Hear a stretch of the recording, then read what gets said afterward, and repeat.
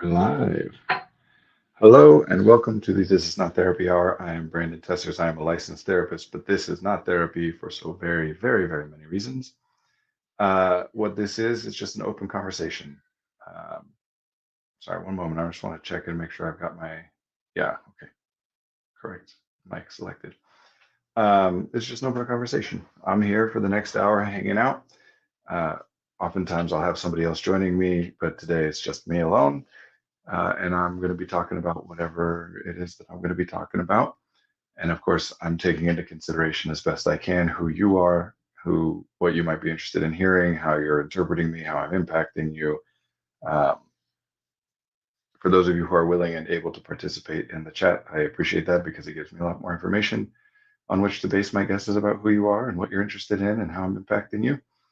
Um, Please don't hesitate or hold back if I'm talking about something and you want to talk about something else or you're worried that it's off topic. Please don't worry about that. Just jump in and throw it out there. These conversations go all over the place. They're just like any conversation when two or more people are speaking with one another. The things that I do and say, if you're paying attention to me, impact what you think and what you do and what you feel. And I'm paying attention to you and the things that you do and say that I can observe impact me and what I think and do and feel. Um, That could be questions and answers. It can be whatever. Keep in mind that this is live on the internet, so take that into consideration if you're considering putting out anything you wouldn't want there to be, or you wouldn't want to be in public. Um, the comments will be connected to whatever account it is that you are watching this under. So we're streaming simultaneously on Facebook, YouTube, and Twitch. Whichever one of those you're watching the stream through, if you comment, it'll be connected to that account. So if you're on Facebook, it'll be connected to your Facebook account, YouTube, your Google account, and Twitch, your Twitch account. I will also do my best to read out the comments that come in because you will only see comments from people on the same platform that you are on. So if someone on Facebook writes a comment and you're watching via YouTube, you won't see it. So I read them back out so that we're all kind of on the same page. Those elements, the fact that it is public and are among the many reasons that this is not therapy, even though we discuss things that people often think of as being related to therapy.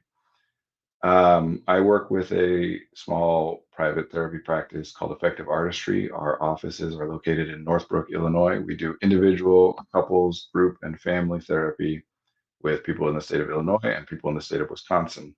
We also work with a couple of executive functioning coaches who can work with people all over the world via the internet. Um, I think that's mostly it. Anyway, it's good to be here, to be with you all, hypothetical people that I imagine might be watching this live, and also potentially in the future, this will be saved as a VOD. Um, I'm sweaty right now, which is distracting to me. I don't like sweating.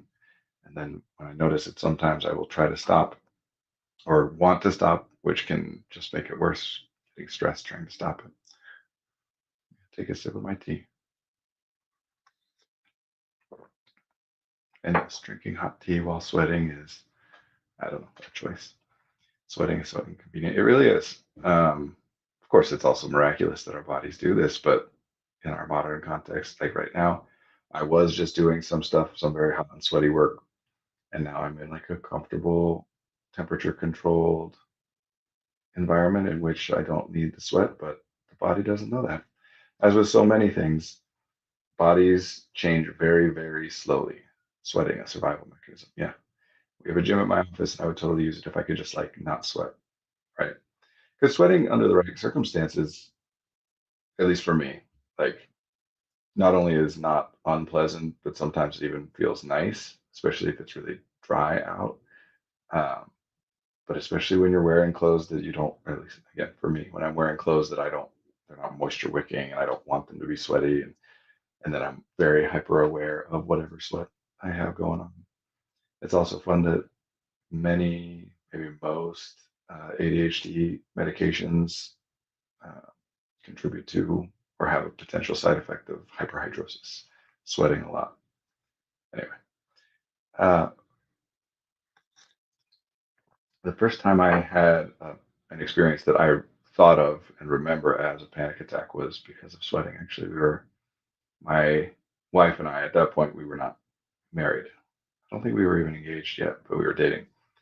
We're going to a friend's wedding in the city in Chicago, and it was the middle of summer, and it was so hot. I mean, it must have been in the 90s, and we had made plans to like. This was like before rideshare, before Uber and stuff. So we had a cab. We were in a taxi, and we were taking it to pick up some friends, and we were all gonna like go together. And we ended up with enough people in the cab that I kind of was like squished on a bench with three people, right? And dressed in, formal clothes for the wedding, uh, which I don't. I've never owned a lot of formal clothes. I don't wear them very frequently, so it's already a little uncomfortable. I started sweating and wanting to stop, and then that just made it worse. I was stressing and sweating even more, and I couldn't move, and I couldn't like stop the cab, or we'd make everybody late. So I just had to kind of like sit there, and my anxiety and panic was ramping up until by the time we got to the wedding, I was like having a hard time. I was hyperventilating. I just had to end up like pacing back and forth outside of the venue in the heat for, I don't know. I missed the wedding. I went to the reception afterwards, but I wasn't in church for the actual ceremony. How do you deal with miscommunication? For example, I accepted an invitation to join in on a 10K, but I thought he invited me to a 10 cake. No, seriously, how do you repair miscommunication? Uh, So the model I use for miscommunication, I call it faultless miscommunication. And it starts by helping people to understand how communication works. Um, as with so many of these models, I like play with the language over the years. And so I've talked about this before, but I might describe it slightly differently than in the past because I'm always trying to make, with all these models, these frameworks, we're talking about things that are not empirical. So the phases or the steps or whatever categories, how you break it down, really is about utility. And I'm always trying to figure out like what's the most useful things to include. Uh, every time I try to figure out a regular exercise routine, I run into the problem of needing a whole separate wardrobe for it, which is expensive, and needing to do so much more laundry, which is energy expensive. True. Uh, also, an experience I certainly can resonate with. I do similar things, and also something that I think is very like tilted towards cognitively oriented people that when thinking about exercise, we're thinking about like, no, not just something I'm going to do right now, but like what's a routine, what's something that fits into my life and is convenient and also enjoyable, or it's enjoyable enough. And then you make these big plans, and then you're talking about like looking for classes or getting clothes, and it's a whole thing. Uh, back to miscommunication. So I call this faultless miscommunication. I tell people that communication happens in four phases. First is we want to define what communication is. There's a fairly common saying in the therapy world. Any excuse for more wardrobe is a good thing in my world. Bravo. Fair. Uh, there's a fairly common saying in the therapy world and spreads or has spread that all behavior is communication, which as with all these things, they're tool. It's a useful phrase when it's used in a certain context and has limits, and when you apply it outside of that context, can cause problems. Why is the actual exercise so much easier than the logistics of exercising? That, especially for neurodivergent people, you could swap out the word exercise for almost anything and it would apply. Like, why is the actual socializing so much easier than the logistics of socializing? Maybe swap out logistics for like thinking about. Why is doing the thing so much easier than thinking about doing the thing or planning the thing? Uh, that statement that all behavior is communication really is more meant to convey that all behavior is meaningful, that everything a person does can give you information about that person, which absolutely is true. But if we say all behavior is communication, then that changes our ability to label communication as like a meaningful, distinct category of things. So here's what we're talking about with communication. Communication is anything that a person does with the intention to impact another person or group of people. And by impact, we mean change the way they think, feel, or behave. So anything that a person does with the intention to change the way that another person or group of people think or feel or behave. And I know that people can shy away from that way of defining it because it can seem like controlling or manipulative, which are words that we can talk about later. As a devoted exerciser, no, the exercise will probably be more challenging than the logistics, at least physically. Well, that's kind of the point of some of this, right? Is that there are different elements, like the physical energy versus the cognitive energy versus whatever. And some people are more aware of, like, let's take tiredness even as an example, right? That whenever someone says, I feel tired, we're describing like a whole bunch of stuff, right? At two different moments, I could say, I'm tired, and there's absolutely nothing in common between my experience of those two moments, right? That in one, I can be like very cognitively energized and like excited and looking, raring to go and whatever, but I've just done something very physical and I'm like breathing hard and sweating and my muscles are feeling weak or sore or whatever. And I could say, man, I'm tired. That was tiring work. In another, I can be in a position which like my body wants to move and do stuff, but it's the end of the day and I'm like, I've had a long day and a lot of thinking and talking, and I just don't want to think or answer more questions or make more decisions. I can say I'm tired. And there's a bunch of other things too. Uh, but talking about all behavior is meaningful, gives you information about a person.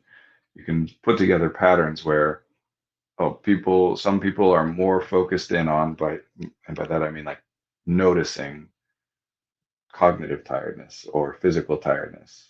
So across the board, some people are more aware of the cognitive cost of doing a task, and other people are less aware of the cognitive cost. And the same with physical and whatever. And something that I think pretty much all people who identify as neurodivergent have in common is they tend to notice the cognitive and emotional impact, the cost of things at a much higher rate generally than like they notice the physical impact of things. So thinking then becomes something that we experience as being more tiring because we're aware of that cost, where when we actually go and work out, we're not so aware of the physical cost. This is like when people talk about, oh, I want to work out because it gives me energy for the rest of the day.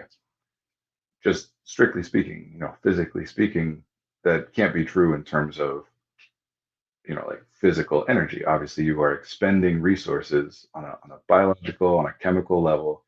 You are expending resources and utilizing and damaging systems. Those systems are not like more fresh and ready to do other things after having been taxed like that. And those resource pools are not like more replenished after having done that. So when we're talking about feeling energized or having more energy after working out, we're talking about a different kind of energy.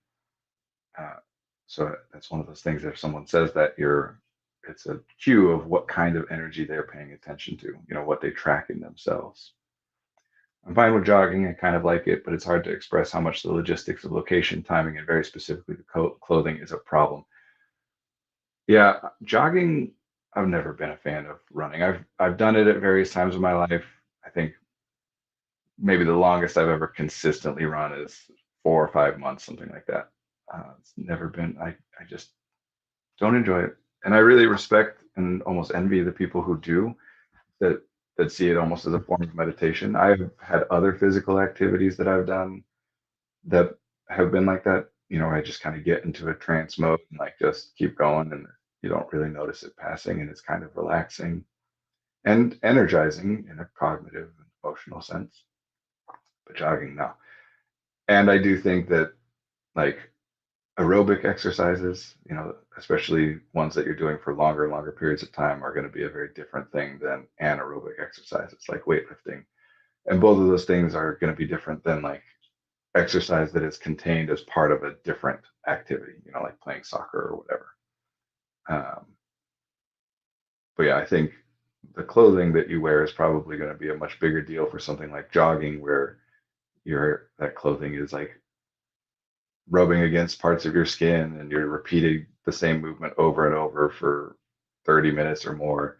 Then like chafing and stuff is going to be an issue, and moisture wicking, the right shoes so you don't hurt your feet, and etc. Where for things like lifting weights or playing soccer or whatever, it's not going to be as big of an issue, where the motion's more varied. Location really depends on where you live. Some places it's very easy to find a place to go for a nice jog.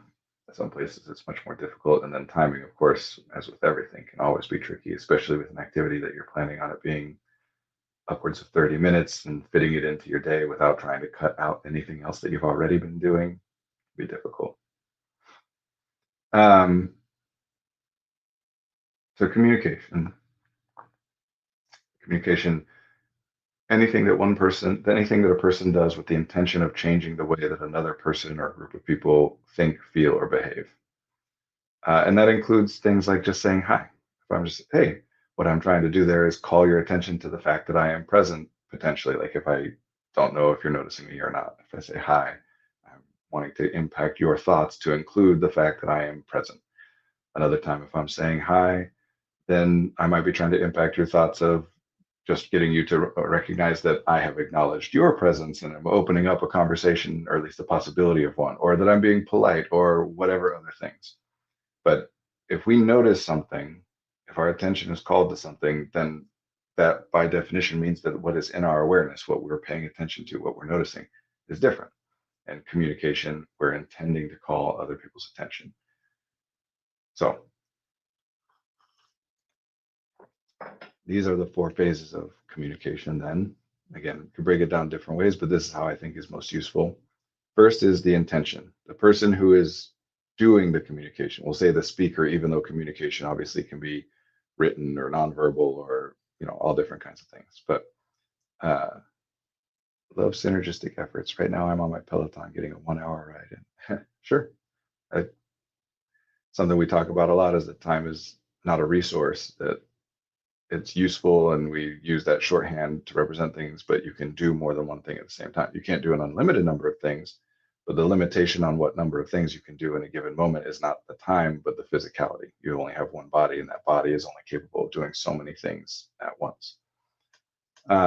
So if you can, low cost. Yeah. So if you can incorporate multiple things into the same time in ways that work, that's great. So the first is the intention. First phase of communication. The speaker has an intention. I am trying to impact the way you think or feel or behave in some particular way. We'll go through these four and then we can talk about each one in more detail.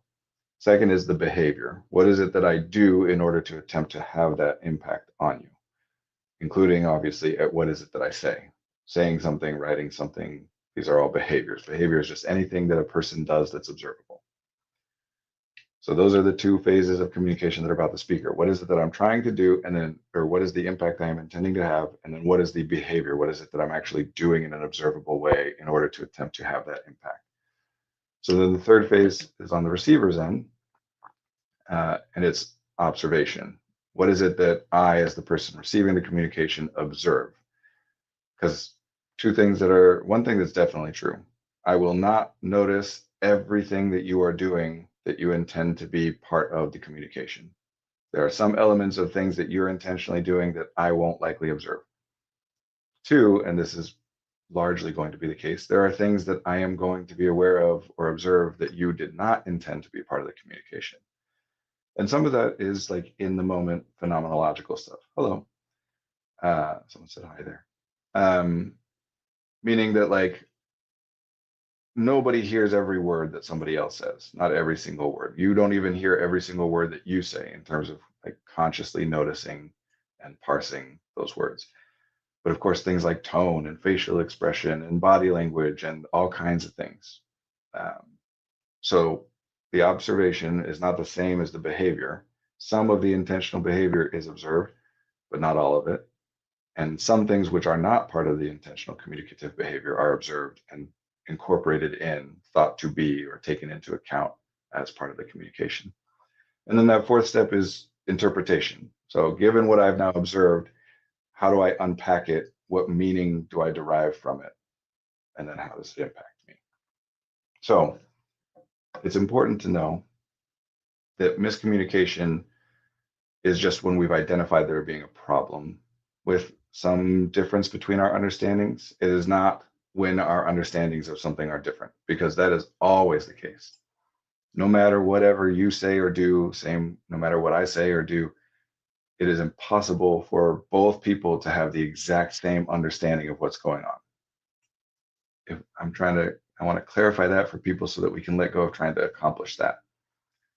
I could say fire, and you and I both think of like a fire, but you're thinking of a campfire, and I'm thinking of the fire on a matchstick. But even if I get more clear, like, no, I'm talking about a campfire. And no matter how clear and specific and precise I get, your understanding of it, your image, your experience, the connotations, the things that that implies or connects to are going to be different than mine. So when communication works well, what's happening is that our understandings are close enough together that it doesn't cause a problem. Where miscommunication is that our understandings of what we just communicated are different in ways that resulted in an observable problem. They're always going to be different, but sometimes the differences result in some observable problem. So, as an example, I could say to somebody, hey, meet me at that spot later. And depending on the person in the context, I might be intending to have them show up at this street corner at 8 p.m. And I could say, hey, meet me at that spot later. And I show up there at 8 p.m. and they also show up there at 8 p.m. That's great communication. But I could say, hey, meet me at that spot later. And I show up at that street corner at 8 p.m. and they're not there. And they showed up at a different street corner at 8 p.m. Or they showed up at that street corner at 6 or the next day or any combination of those things. I'm pointing this out. It might seem overly obvious, but I'm pointing it out to call attention to the fact that we can only recognize that miscommunication has happened after the problem has occurred. Spotted dog example. One sees a Dalmatian, one sees a spotted small dog. Sure. Uh, when there's a miscommunication, we'll only know about it by definition after a problem has happened. We are all, at all times, when we're communicating, doing our best to make our guesses. Mostly this is not a conscious process. Sometimes there's some level of consciousness involved. We're making our guesses about what is it that I can say or do and how do I present it, whatever, that will give the impression or have the impact I'm trying to have without doing too much, right? If we were trying to be ultimately 100% precise, the thing that is impossible, we couldn't communicate anything. We'd have to stop and try to define each word that we use, even the ones that are just articles and prepositions and whatever. And how would we be able to do that without referencing other words and symbols in order to try and define it? It just can't be done.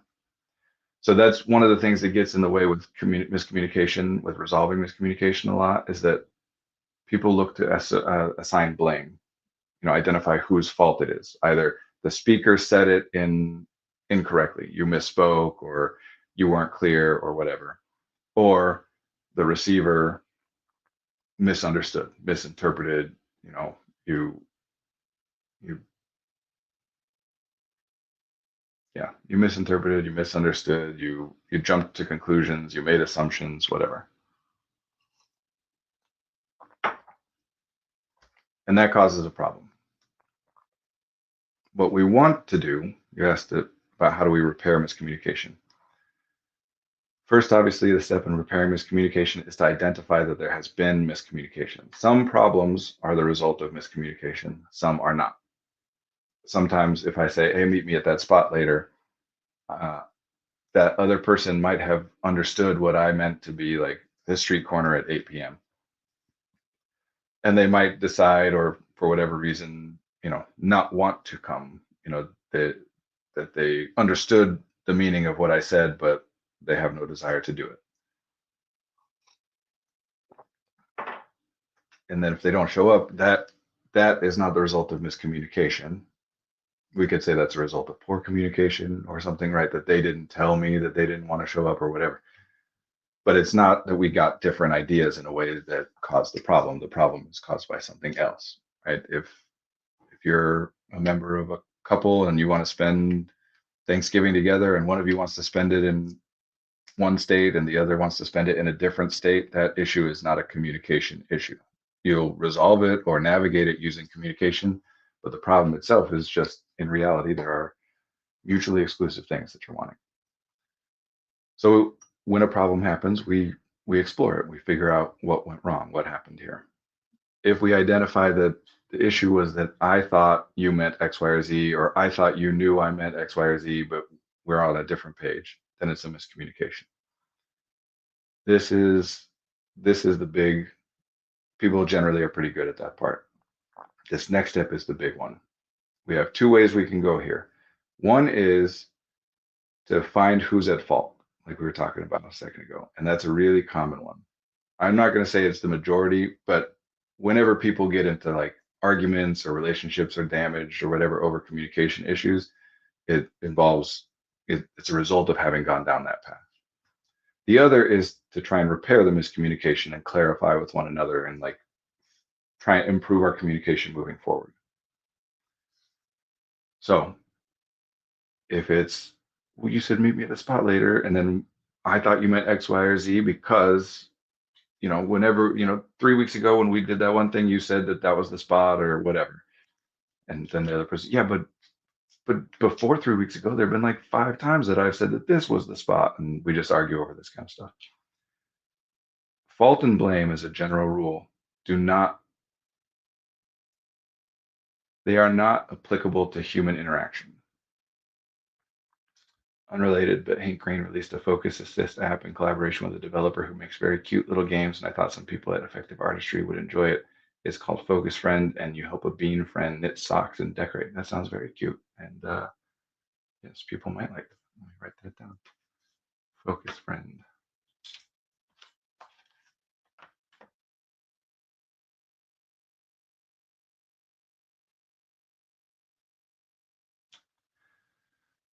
The purpose of identifying fault is to identify what element of a system requires change, right?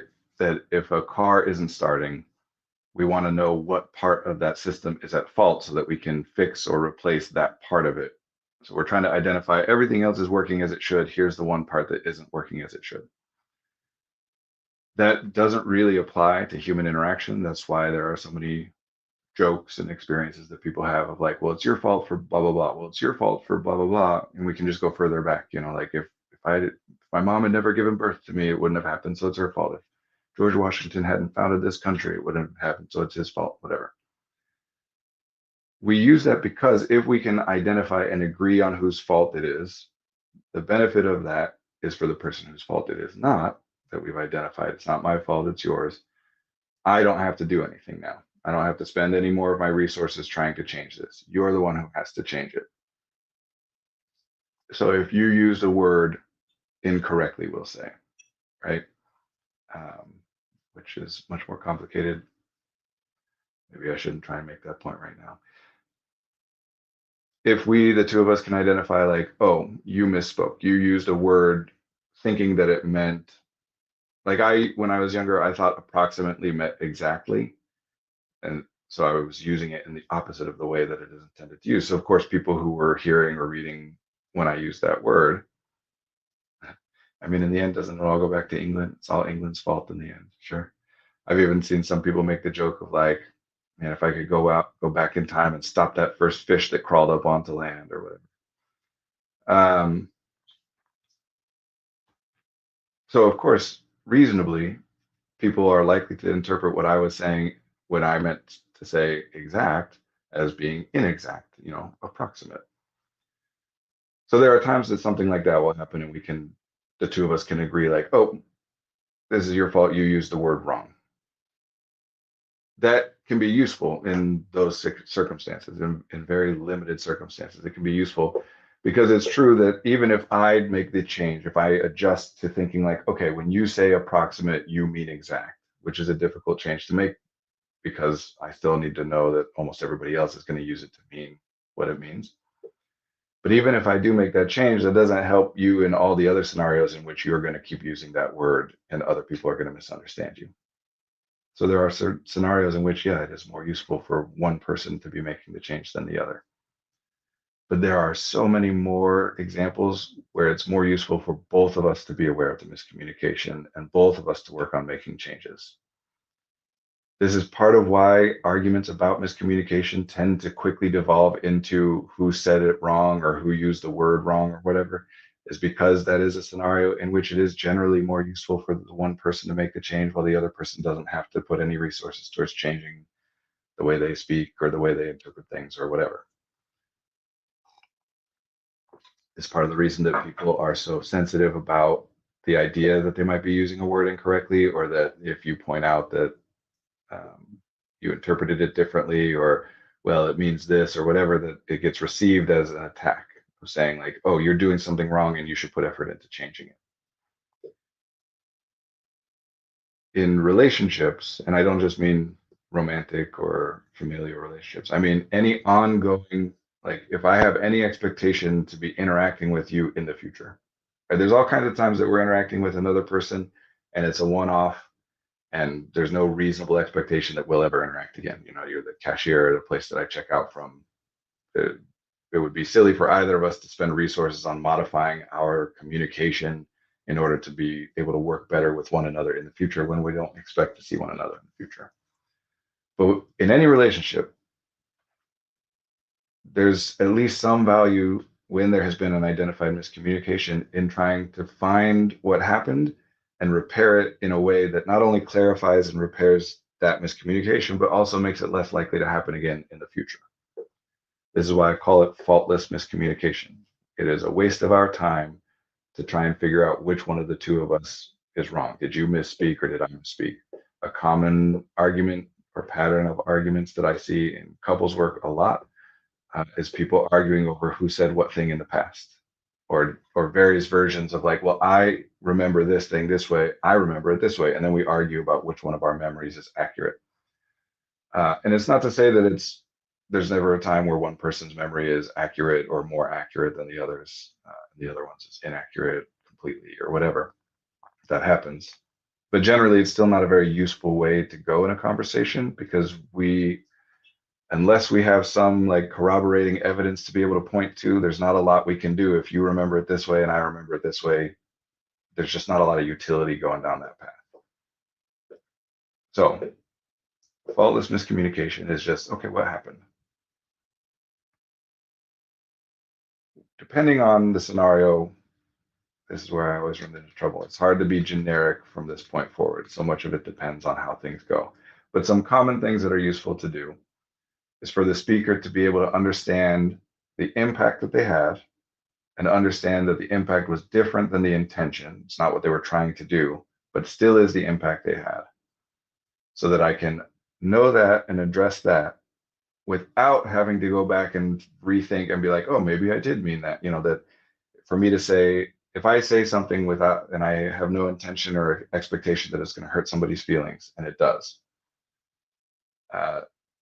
people have a tendency to fall into this like binary, this dichotomy of either, well, I don't say I'm sorry because that's not what I was trying to do, and so I didn't do anything wrong, or I do say I'm sorry because whether or not I was trying to do that is irrelevant, or maybe even I was subconsciously trying to do that. It's part of what comes up in arguments. You know that when you do that kind of thing, it really hurts me or whatever.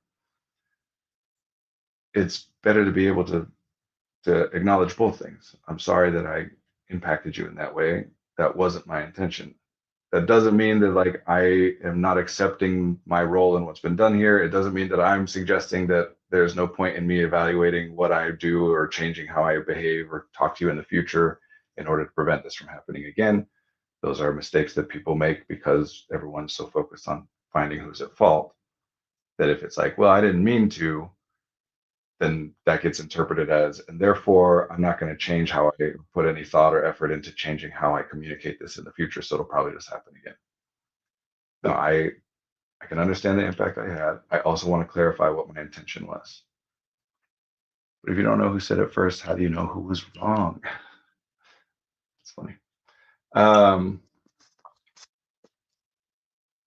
The metaphor, the example I use for this a lot is imagine that I'm like dancing in a room by myself. There's just music going and I'm feeling it. I'm just full out dancing with wild abandon.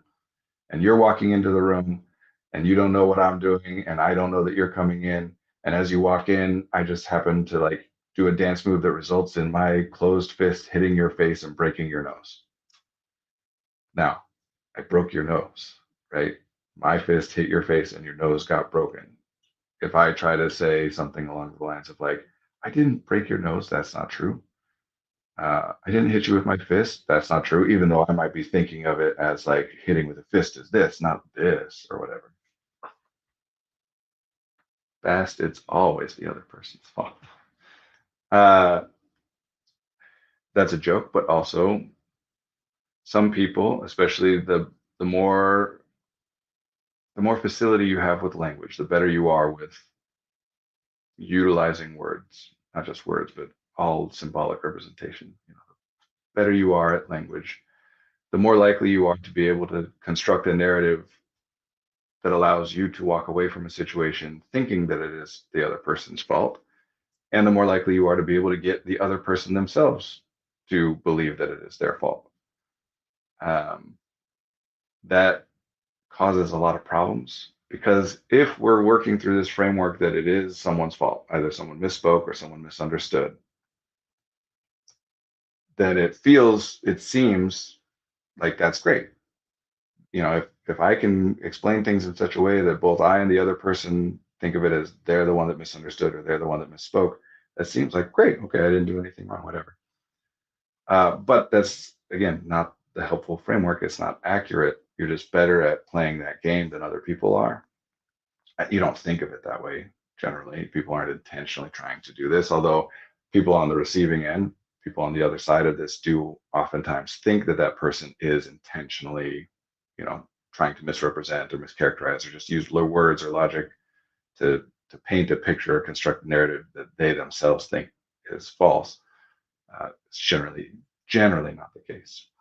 But over time, what it means is you become more and more ossified, right? If you subscribe to this idea that there is fault and you are good at identifying that it's someone else's fault, again, what's the point of identifying that it's someone else's fault is that therefore there is no reason for me to put any resources toward changing. There's nothing I can do. I didn't cause the problem.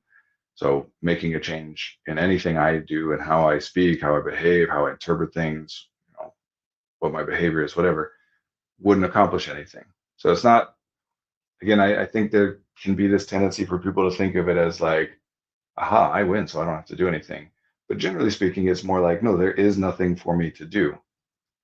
Over time, what that leads to is a person being more and more ossified, that they think of all the things that they experience as being the result of other people's actions in a way that means that there's not really anything I can do and there's no point in and again, these aren't like conscious thoughts necessarily of like there's no point in me thinking about changing or whatever. It's baked into how we unpack and interpret things. And so it just doesn't occur to it. Like all of us have all kinds of experiences. If it starts raining outside, none of us start to think, I guess I shouldn't say none, maybe there's exceptions, but if it starts to rain, none of us are going to be like, what did I do that caused that rain? Or is there something I can do in the future to make it so that it doesn't rain? It's not that we consciously consider that and then come to the conclusion that it's not worth thinking about or there's nothing to be done. It's just we don't even consider it because we have already come to the conclusion. That conclusion is baked in, so it doesn't even occur to us that there might be something we can do. It's just a thing that happened. This is what, well, not the only thing, but this is one of the big things that leads into this idea of everything being binary in terms of control. That things are either in my control, meaning I can do something, I can make some change, which will impact how this goes in the future, or out of my control, meaning there's nothing I can do on my end that will change how this goes. The weather is out of my control, but my feelings are in my control. And things are just not that binary. You have more influence over some things and less over others. That's society says that's true, but what if I have to prove it? Well, this is part of the reason that our culture is so obsessed with logic, because one way to prove things is to use like evidence, right? To point at things that happened that can be empirically observed, meaning you can also observe it. I don't need to convince you that the vase is broken. You can look and see that the vase is broken. But anything that can't be observed empirically in that way, in that case, the way that I prove something is by using logic. And it's about logically connecting. We identify some premise that you already believe to be true. You know that you say, um, I don't know, the sky is blue, and then I use logic to connect that thought eventually back to the thought that I'm trying to prove to you is also true. And what I have to do is each logical connection, each step has to be something that you agree with, right? even if you don't agree with where the end of it is, that the logic I use to get you from, well, the sky is blue because X, that you agree with. Now you're at X, and that's a premise that you've accepted. Now I take you from X to Y and do it in a way that you agree with. And eventually I get to Z, and that's the thing that you originally disagreed with, but at this point I just connected it from Y, and I used a chain of logic from Y to Z that you agree with, so you can no longer disagree with Z unless you also then are either rejecting Y or whatever the logical connection is that I just used. Uh, Part of why there's stereotypes about lawyers loving to argue and things like that. Oh man, I heard recently that someone I know was reviewing a self-evaluation at work, and the person had given themselves the highest mark of exceptional in every category. Absolutely no category in which they had room to grow. Interesting. Uh, I don't know the context, but my knee-jerk reaction to that is that I respect that, because I'm sharing like the assumptions that that reaction is built on. Not that I believe that it's true, but that like this is what that process goes through, right? Is that I think of those self-evaluations as largely being like meaningless exercises, more meant to like put people through an arbitrary process where you're like marking everything as exceptional. Obviously, is I think we would generally agree is the wrong way to fill out an evaluation like that. Whether it's true or not is irrelevant. It's likely not true, obviously, but whether it's true or not is not the point. We can all say like, "Wow, if you submit that, they're gonna." So it's like this game of trying to figure out how to answer these things in the way that your superiors or whoever's going to review it will approve of. And so then I interpret that almost as like a winking like rejection of that process. Like if you're going to make me do this silly thing, fine, I'm exceptional at everything. To kind of put the lie to, because these things are often presented as though the self evaluation, the results of that self evaluation have like some meaningful outcome. Depending on how you evaluate yourself, we then maybe do something different. And that's not the case, because if you evaluate yourself in ways that we disagree with, then it doesn't really impact anything other than that we think you're worse at self evaluation or whatever.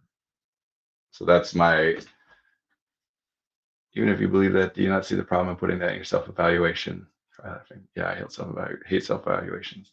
And yeah, it could have been done in that way too, that a person just doesn't understand the context and genuinely believes they're exceptional with no room to grow and everything. It could be about them having a different understanding about what the exceptional response means. It could have been about like they just were out of time and had to like check every box real quick or whatever. My understanding based on what I've heard about this person is there's a good chance they actually think that. Could be. Uh, I'll say this. I don't know what the choices are and the categories are and whatever. But the idea that there's anybody out there who thinks that they are perfect and have no room to grow in anything is one of those narratives that like never applies to me or the people I know well, right? Like it's always some other person. Uh, I think because it's not true. If there was a person who genuinely thought that they had achieved everything that could be achieved, they're as good as could be at everything that matters, I would find that to be very sad. What is the point? What are you doing then? Like you've perfected everything.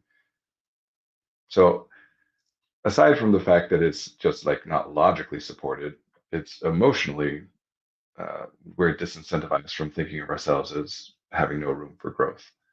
Now, there certainly is, um, there certainly are people and contexts in which people think that it is worth or important to or helpful to communicating to others as though I think that I'm perfect and have no room to grow. But that's a very different thing from actually believing it. And I do think there's a relatively common misconception that people have that people often think, oh, it will be helpful to me if I project to everybody that I think that I know everything there is to know and I have no room for growth. But in reality, that is not helpful. That makes people dislike you and distrust you. And certainly, I believe that there are people who are missing that, at least in certain contexts, where they think, oh, this will impress people and make people like me and trust me. But it actually just makes everyone dislike them and they don't recognize that and they continue down that path. I think that's the pattern that more that ends up getting read as like this person genuinely thinks they're amazing is this person thinks that we'll like them more if they say that they're amazing. What mind blown. Note, I have reevaluate my position. I have to reevaluate my position about being perfect and without flaws. Yeah. See, Claro. Yes, of course. There are terms for this in the research literature. This is when we talk about what's called intellectual humility and intellectual arrogance.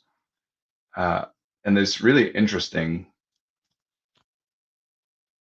in the research, but I like the research in part because it reinforces what seems to be, at least certainly is my experience, but seems to be the common experience, is that people like it when other people are intellectually humble.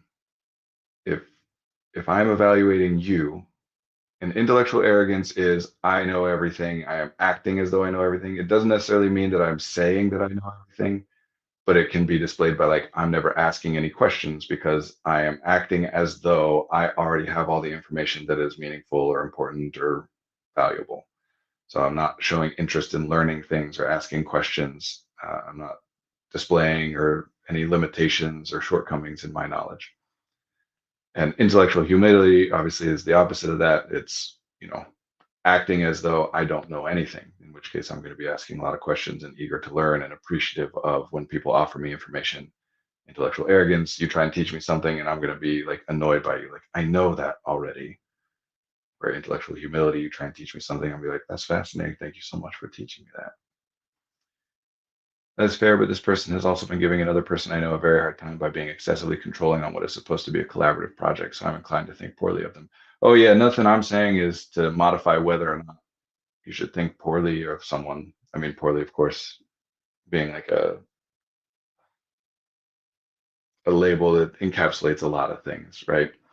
Uh, and absolutely working with people who display intellectual arrogance or interacting with people who display intellectual arrogance, regardless of whether that is authentic to what they actually truly believe of themselves, is frustrating, annoying, upsetting. Like if I, that's why I'm trying to clarify this intellectual arrogance isn't just about saying I'm the best at everything. It's also acting as though that is true. If I am the best at everything and we're supposed to be working on a project together, then of course I would control every element of it because I'm the best at everything and I know everything. Whether or not I actually believe that is irrelevant. I'm acting as though it is true. Um, but yeah, over and over, what we find is that everyone will acknowledge that what they like in someone else is intellectual humility. But when you ask people what they think other people would like better about them, everyone thinks that people will like them more if they're intellectually arrogant. People, we're afraid to say I don't know. We're afraid to say like, yeah, I don't know about that. I don't know the answer. Can you help me out with that? Can you teach me about this thing? I've never heard of it before. What's your approach? What are your thoughts? We're afraid to do that because we think that the other person will think less of us for being someone who doesn't already know stuff. We think we're supposed to be an expert and like people will be impressed by us if we're like, oh yeah, yeah, I know this and I've dealt with that and whatever.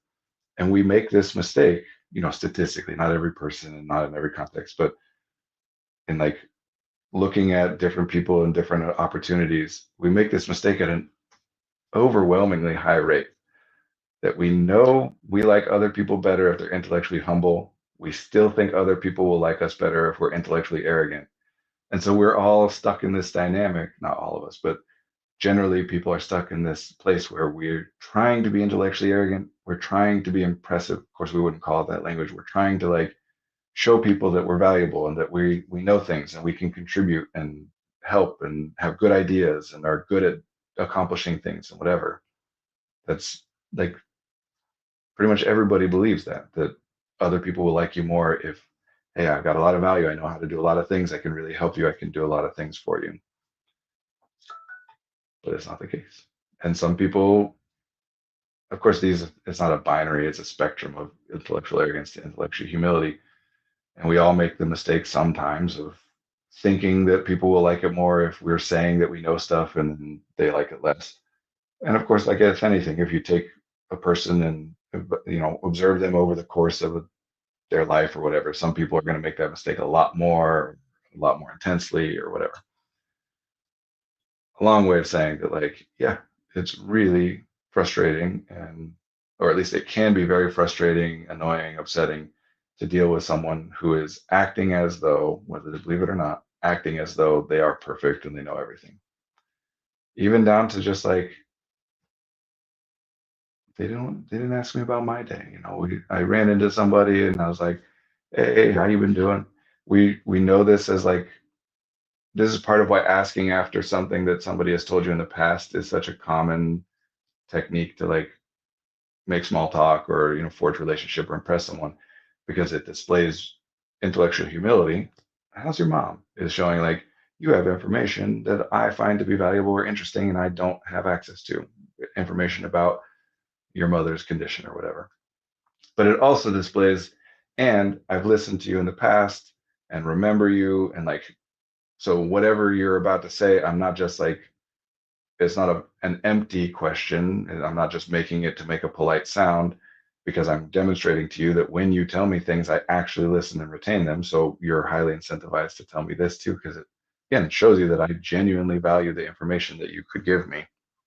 Uh, but it satisfies that desire in us to be like, well, I want to show people that I know stuff. Well, I know that there's something going on with their mom, or, you know, how are your three kids? I know you have three kids. When really it's still just the intellectual humility that people like, but it feels to us like showing that we know some stuff.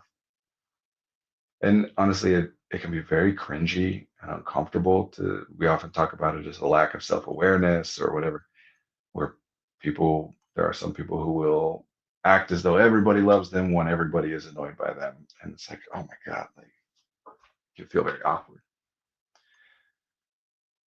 Wow, serious note. I've always defined myself as lacking maturity, but my ability to say I don't know or what do you think points to a level of maturity beyond what I thought I possessed. Happy. Yeah. I work with a lot of subject matter. This is the next comment. I work with a lot of subject matter experts, and I find it tends to make the conversation go more smoothly if I talk to them, assuming they are highly qualified and competent, even if they might be making some odd decisions. Sure. Although one of the phenomena that people will point to in these conversations is, I mean, it's kind of a joke that an expert in any field, if you ask them about problems from some other field, will be like, this is so simple. I don't understand why they don't get it. And then as soon as you ask them about their own field, they're like, well, it's complicated and we don't really know anything, right? Um, this this is part of what you see in the Dunning-Kruger effect, the thing that gets like misused and overused on the internet.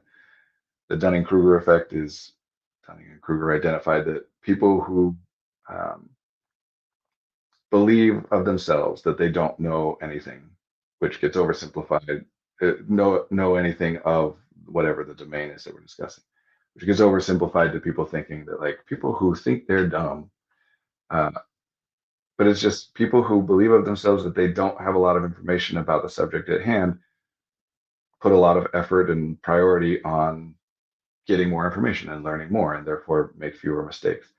The more that somebody starts to think, I have a lot of information about what's going on, the less I get new information. So the more likely I become to fail and make mistakes. Until on the other end, there is a curve where, like, eventually it gets to the point where my belief about how much I know about this is accurate to the extent that I know enough that it is worth relying on my intuition and my thoughts, and I start to make more, fewer mistakes and become more successful. Effectively, it's just a way of showing something that I think is pretty intuitive, which is we should all be looking for information and viewpoints and support from as many people as we are able to get information from, while keeping in mind that there's a cost to doing that. And so you can't do it infinitely. And you want to find that optimal balance of like, how much resources is it worth spending to get information from other people?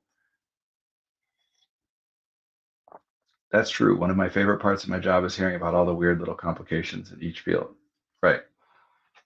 Um, this problem right now gets associated with like YouTubers and social influencers or social media influencers and stuff because they exhibit it, certainly, but it is not new or unique to those people. And the conversations often like frame it as though this is an issue about influencers rather than about our culture at large. So, because it's easy to be like, ah, those kids these days, they're paying attention to the wrong people. Anyway, I'm going to go listen to the talking heads I listen to who never admit to any lack of knowledge or whatever.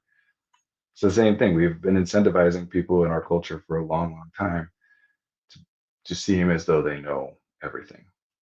Um, of course, that's not 100% the case across the board, but yeah, this idea that if you're confident, look, I know what I'm doing, that people will do what you say. And it's true. The more that you appear as though you know what you're doing, the more likely somebody is to listen to what you say. There are a lot of other variables that play into that that can make it so that, like, for example, they might be more likely to do what you say, but also like you less and therefore be less likely to listen to you in other instances in the future. Or there are other variables that coming across confident as though you know what you're doing make people less likely to listen to what you're saying or do what you say. And for the most part, I think people just experiment and settle in. The ones who manage to get certain variables aligned in a way that those are the ones that become successful. And people who don't, you know, people who when they're saying the same things effectively, but you hear it from them and you're like, don't tell me how to live my life or whatever. They don't. So this is part of survivorship bias that we're evaluating the ones who have been successful. We're not thinking about all the ones who have not been successful because we have this overly simplified idea of success that it's just, if you're good enough, you'll be successful, as opposed to that there are actual things going on and just some vague, like some people have success genes or whatever. Anyway, you get wrapping up. Uh, and one of those things that you do find over and over again, there's a lot of common narratives that turn out to be the opposite of what actually is true in reality. Part of that is because of the whole dog bites or a man bites dog thing, right? That when we're talking about what is newsworthy, we're not talking about the stuff that happens all the time. There's no point in putting that on the news. We all experience, today some guy went to the grocery store and bought groceries uneventfully. Like that's not a news story. So we talk more about the stuff the more unlikely or rare something is, the more we talk about it and spread that story. And then those stories become thought of as being much more representative of actual life than they really are. So we end up with a lot of narratives where the understanding is actually the opposite of what we see in real life. What was I saying that for at the beginning? What was the specific example I was?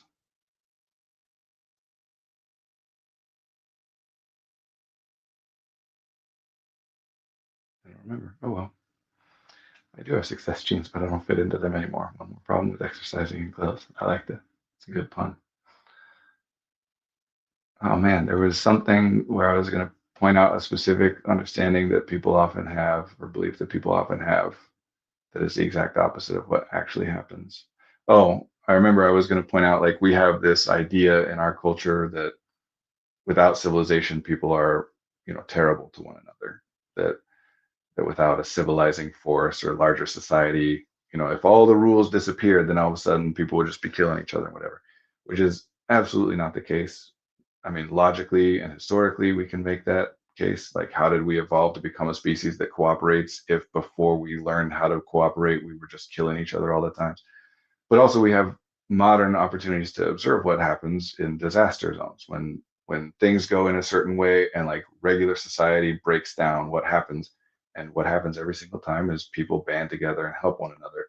What will sometimes, depending on the context, what will sometimes happen after that is because people, especially those in power, are worried or believe that people will harm each other, they then introduce force. That we send in troops and whatever, the National Guard or whatever, and then that can start to instigate some um, violent back and forth and things. But not like if if you're on a plane and it crashes and everybody on the plane survives and you're on a desert island, you don't just like murder each other. You're like, all right, how do we figure out how to get out of this? So I was going to point that out to make the point that actually the trait that identifies that most strongly correlates with people being successful is their ability to work with other people. It's I have to wrap up, so I can't like try to be too precise here. It's not necessarily an ability. It's not, also not just opportunity, but it's working with other people correlates to being successful. The specifics of some people manage to do that in ways that nobody likes them, but that's pretty rare. In order to do that, you have to have like a lot of power, a lot of levers to be able to pull. Um, New product idea, mom success jeans. We need more people making success jeans with stretch. I like that.